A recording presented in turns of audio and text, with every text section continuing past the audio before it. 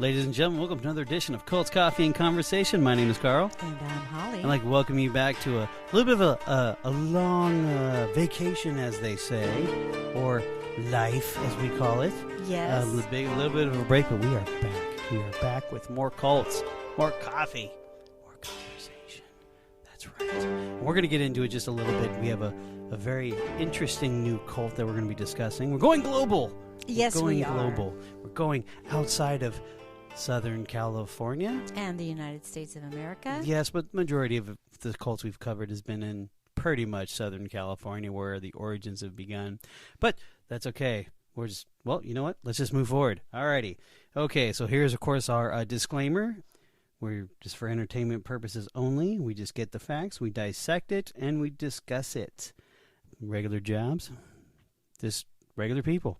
We don't hold degrees in theology or anything like that, so like I said, we're just looking at it, talking about it, and discussing it. Alrighty. So before we do get into it, though, a couple things we need to cover. We got our Facebook fan page. Yes. Of course, it's Colts Coffee at Conversation. And then, of course, we have our Instagram at Colts Coffee Convo. Colts Coffee Convo on the Instagram. And then we have the Twitter at Colts Coffee Con 1. That is Colts Coffee Con 1. And then, of course, we do have our illustrious, famous email address, coltscoffeeconvo@gmail.com. But there's also one other thing that we do have. Holly, take it away. Yes, you get your voice memo on your smartphone. You record a message to us, and you send it off to our coltscoffeeconvo@gmail.com. Thank you very much, Holly. Are you ready to get into this foreign cult? No, I'm not. You are not. Oh, yes, because we have, before we start talking about our cults, we are rusty people. So before you get into our cults, we must talk about our coffee. Oh, yes. Yes, well, guess what, everyone? We're not drinking coffee at the moment. We cheated. We're not going to lie to you because we love all you cultonites that much. We are not going to lie. We actually went to the Drip in Fullerton already early this morning and had a nice little chat about what we're going to discuss today. And, well, Holly, what did you have? Well, we had the only drink worth it there, I guess, is the Spanish latte. And what did you have, Carl? I also had the Spanish latte. Now, we did have a little bit of a disappointment there, and it's actually kind of shocking because Carl's been there many, many, many times. Carl, can you tell us about what happened? Well, for some strange reason, you ordered a donut as well, which was not bad. She ordered a donut, and you got your coffee, and you got your thing. It was my turn to come up and pay, and for some reason I got my donut in a bag. Instead of on a plate, like you did. And I was like, that's strange. We walked in together, and we were talking together prior to getting in the line. And then, of course, I was like, okay, fine, well, there's no place to sit. By the way, folks, if it's just one person and you're in a spot for four, don't sit there. Go to the bar like a human being and get your coffee. I have a pet peeve. Okay, if you're going to a coffee place, you order 1 cup of coffee, and I'm talking to a specific person not in the room, but at that place at that time and at that moment, and all you're doing is having a mug of coffee, and you're looking at your phone, and you're taking up a spot for 4 people, or at least 2 to 3, don't be a jerk and sit there. Go to the little offset bars if that's all you're going to do. Now, if you're meeting somebody, here's a hint. Bring a couple of books. Make it look like you're there for a while and that you're actually setting up for a study group. Respect. But if it's just you with a cup of coffee and your phone and you're just fiddling through your Instagram feed, get the heck off of there. Go sit on the couch. Get comfortable. But please, let's be courteous to us all. All right. Enough of my rant there. But anyway, yeah, so where did we get so we went outside and made sure you were all set up and comfortable and all good to go. I'm like, all right, I'm going to go inside and get my coffee. I go in, I sit there and wait at the bar and patiently and just waiting. And I'm like, what the heck's going on? And then, of course, here there's a to-go cup sitting there, and one of the baristas goes, oh, I have a Spanish latte for Carl to go. I'm like, instantly pissed. Because I never said to go, which explains why my donut was shoved into a bag. But you weren't even asked at the counter. I wasn't even asked for a counter. No. And, of course, I quietly get up and say, I do apologize. I don't recall saying to go, but I guess this is what I'll deal with. And, of course, kudos to the barista. I think the girl was new. So I've never seen her before, so I have to... And, in fact, you go there several times a week. I went twice in a span of 12 hours. Yes, 12 hours. Did. So it's like, anyway, the barista said, you know what, I apologize. I'll make you another one real quick. And I was like, you know what? Thank you. And by the way, if there is a mess up, guys, say thank you and appreciate the fact that, you know what, they're in the service business and accidents do happen, which I understand because I'm in the service business. So anyway, they made the Spanish latte. Of course, I bring it out. And, of course, I'm trying not to get upset because it kind of annoys me because, we're trying to, not use straws anymore and we're trying to, keep the environment clean. If you're going to a coffee house, ask for a real mug, okay? Because you know what? That's designed for that to have and to enjoy. I personally like to go to this coffee house because of the fact that they serve it in an actual big old mug. Well, they will do that at Starbucks, too. They do. Some do, some don't. Really? Yes, some don't. Okay. But, if I wanted a coffee to, me and my sarcasm in my mouth is sometimes getting myself in a little bit of trouble. But, because I almost said, well, if I wanted this, I would have gone to Starbucks across the street. I want a real mug. Did you say that? I did not. I thought it. But that's not fair Starbucks to the barista. Is just about across the street. Yes. So I'm not going to, I have to respect other people's mistakes and all that kind of stuff. But anyway, of course, I sit down there and I'm eating my donut angrily. And what did I say? You're saying I'm eating the hate and drinking the hate. I'm eating and drinking the hate. This is like the hate you give. Tastes so good, of course. Yeah, because you had the donut in the bag and it's all smushed. It was smushed. It was kind of smushed in there. And you did pay quite a bit for it. Yes. We could have gone to Jack's Donuts and got a half of a dozen. For what we paid for that, yes. Mm-hmm. So, at least be kind and courteous. And anyway, I can go on for days about the disappointment. But anyway, we got to sit down. We had Spanish lattes. They were fantastic as usual. Perfection. I apologize to the barista who did mess up, or the person who took my order. I apologize. I'm glad I did not lose my temper. But sometimes, little details here and there. Anyway, okay. Are you ready to go international? Yes, we are going to go international. We're going into a non-Western. Well, actually, yes, we're non-Western beliefs. Yes. And somebody that is, I did take I've been talking to people about what we are going to be doing, my friends and coworkers. And I'd asked, did you ever hear this, that, what we're going to talk about? And they barely remembered, even people my own age or older. So I think this is a good opportunity to share this and educate people on this historical event. Okay. Now, you're sitting there probably thinking, what could it be? But I know this did make global news. Oh, yes, it did. This made global news. It was very... how would you put it? It was one-of-a-kind type of... Was it one-of-a-kind, you would think? Or it was something during the time frame. Nobody was doing this stuff. Oh, no. This is This is biological...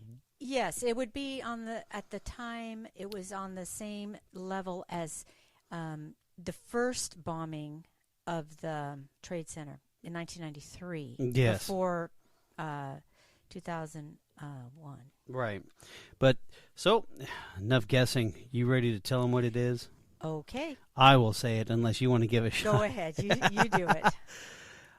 It's Aum Shinrikyo. Aum Shinrikyo. Now it's A-U-M-S and the space S-H-I-N-R-I-K-Y-O. Aum Shinrikyo, which means supreme truth in... Now this is Japan, everyone. Yes, this is Japan. This is in Japan. Now the leader of this supreme truth, or the Aum Shinrikyo, is Asahara Matsumoto. Now, okay. Let's talk about this interesting fellow. His original name is Chizu Matsumoto. Now, he was born March 2nd, 1955. Now, he comes from a huge family, 9 children total, and, of course, grown up very, very poor. Now, yes, let's make this note that this is 10 years after World War II ended. So this economy in Japan was pretty much annihilated. after the war. So they're still in the throes of getting their economy back. Yes. Now, his early life, he had infantile glaucoma. He was sent to school for the blind. He was intelligent, and he did have charisma. Now, since he, has a little deficiency in life, he was very angry, and he bullied and manipulated classmates. He was violent and liked to make people suffer if he were your enemy. So, little sadist there. But he did graduate in 1977. Extremely narcissistic, wouldn't you say? Yes. Yes. Now, he failed the test to get into medical and law school. Now, he studied acupuncture and traditional Chinese medicines and started teaching yoga and ended up opening up his own practice. Now, he was arrested, though, in 1982 for participating in pharmacies without a license and selling irregulated drugs, also known as selling fake medicine. He was a snake oil salesman, as one of other co-hosts have mentioned before. Now, he did end up getting married, though, back in 1978 to a woman by the name of Tomoko, and they had 6 kids. Yes, they did. Yes. So now, in the early 1980s, Japan's economy became the single biggest on Earth. People were searching for the meaning of their lives, and, of course, a lot of new religions has popped up during this time. Now, one, of course, was called the Aum Shu. Now, Aum Shu is a mixture of Buddhism and Hinduism. Now, it started in 1955, but it took off when the Japanese government recognized it as religion back in 1982. Asahara became a devoted member of the Aum Shu.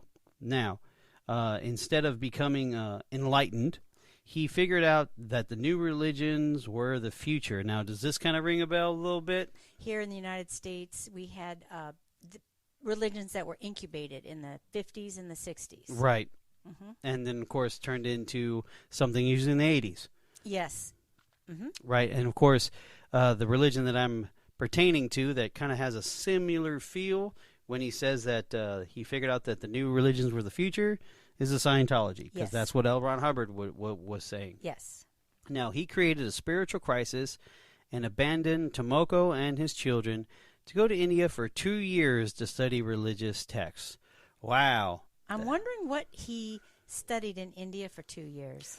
Well, abandoning, I love that word, abandoning. Well, yeah, because abandonment means that there's no financial support. Nope. And he just made an excuse. Oh, I'm in crisis. I'm just abdicating all my responsibilities. You figure it out. What a lovely chap. And it only gets lovelier. Now, returning in 1984, Asahara started now this one, folks, you need to bear with me. It is Aum Shinrikyo, which was quickly renamed the Aum Shinrikyo. Now, he changed his name also. Now, who else does remind us of Shoko Asahara? Now, he stood on the street corners handing out leaflets and preaching his beliefs. Because of his charismatic way of speaking, he was able to gather a following. Now, let's kind of get into the beliefs. You want to get into the beliefs? Yes, I will get into some of the beliefs. Yeah. It's a mix of Christianity, end times, Hindu creation myths, Buddhism, yoga, Nostradamus prophecies, and anything else he wanted. The religion preaches that there are a number of steps or levels of consciousness that a member can reach through the teachings of the Spirit of Truth, His Holiness, the Master Shoko Asahara. So Aum... Steps. Yes. Or levels. Sounds familiar. Go ahead. Aum literature claims that the only one person, Shoko Asahara, has attained the highest level of consciousness and exists in the state of nirvana. Wait a minute. Wait 1 second. There's only one that reaches the proper enlightenment, and that is me, Bhagwan Sri Rajneesh. How dare you claim you have not reached the consciousness that is? You know what? That would be a very interesting conversation to have those two guys in the room. Well, yeah, because they were contemporaries, number one. Yes. Because in 1981, when we talked about the Rajneeshis going into Oregon, it was in 1981. Right. And now this is all in the 80s. Yeah, it's all 80s. So, and by the way, people, when you hear me make light of the way Bhagwan Sri Rajneesh talked, that's how he talked, all right? So don't relax. It's called a joke. Go ahead. I'm sorry. We were wondering if they even crossed paths in their spiritual journey, because he was in India and China and these different places. And I do know India does have a lot of these ashrams and things of that nature, but you never know. Yeah, you really, really never ever know. Go ahead with what else kind of interesting things. So the Aum faith also included a number of religious views surrounding reincarnation, as well as Tibetan beliefs in extrasensory experiences, including clairvoyance, seeing through walls, and levitation. Okay, so now Asahara claimed to frequently levitate and fly around rooms. The only photographic evidence the staff reviewed concerning these flights appeared to be crude forgeries. Even to the untrained eye, they show that rather than levitating, Asahara was probably bouncing on a device such as a trampoline to become airborne. Okay, all right. So let me get this straight. They're following this guy. They just shown proof, and they full-blown see the forgery, the forged photos of him levitating and flying through a room. Well, okay. So we're probably later on getting down when we go through this, we will examine what made these people stick with this guy and the mentality and the state of their emotional being and the society that they were in at the time. Right, because yeah, it's not just as black and white as what we're saying on this piece of paper. That is correct. I'm sorry. Go ahead. Continue. No, that's fine. So Aum members could move along in their spiritual development through various ways and magical rites. Now, I would love it if there was some magical rites that would work. Sounds Harry Pottery to me. It does to me. Now, they had a ceramic mystical trinket known as the Purusha, and it was worn as a badge and said to contain energy of the master. Who is this reminiscent of? Excuse me, are you asking me a question about the mala? Yes, I am. Yeah, I guess that's their mala from the Rajneeshis?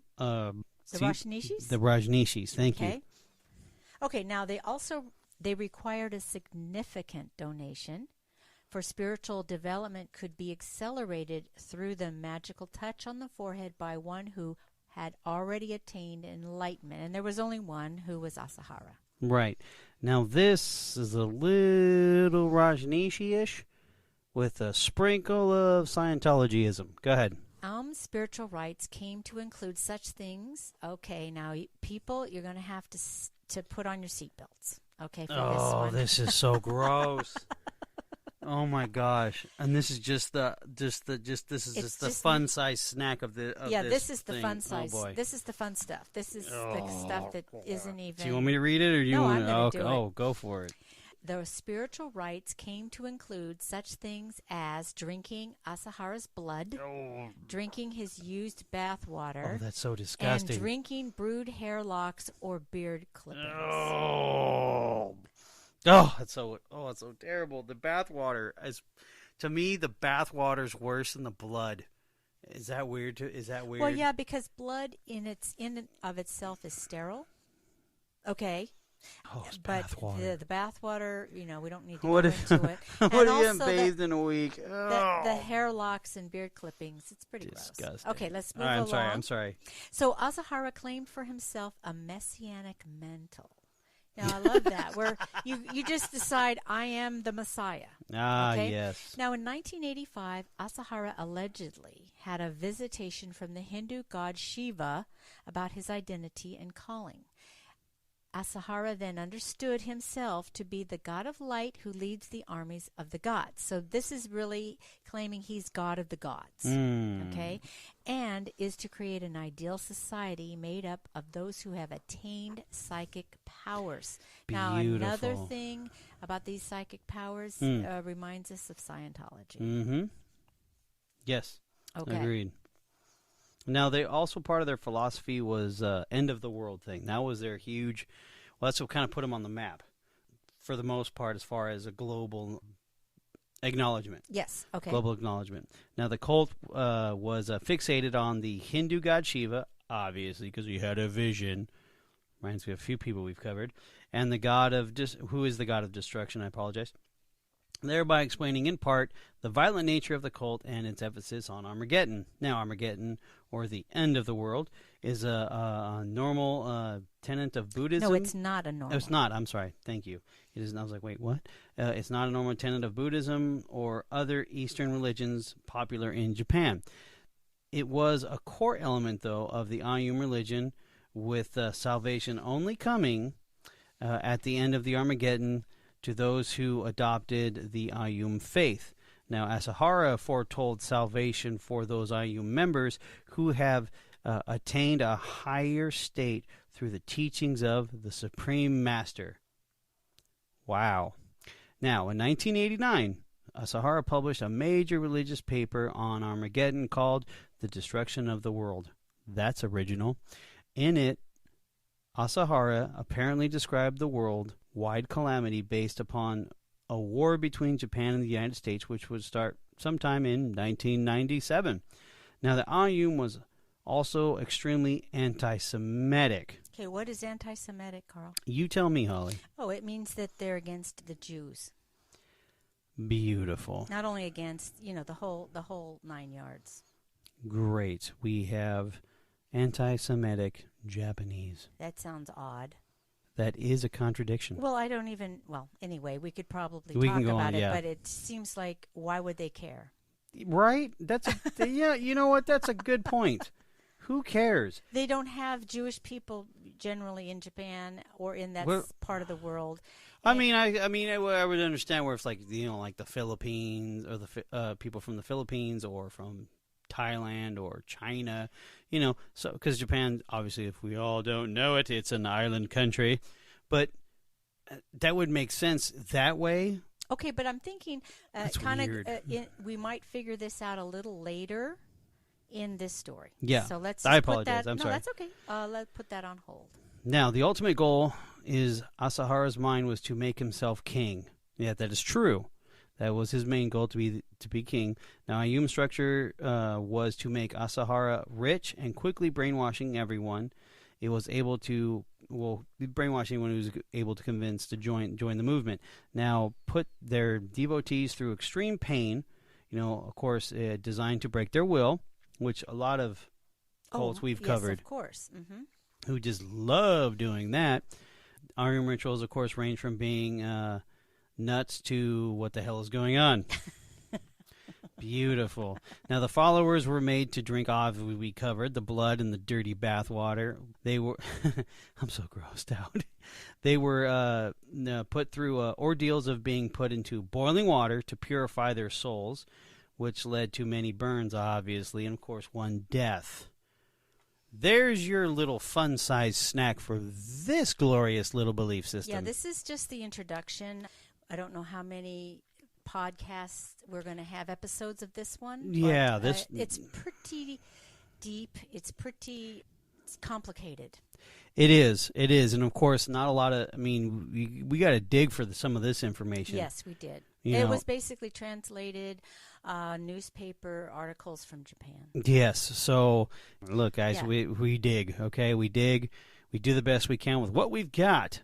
If you Google this guy, his face alone looks creepy. So, bathwater, yuck. All right, okay. Well, guys, welcome back to Cults, Coffee, and Conversation.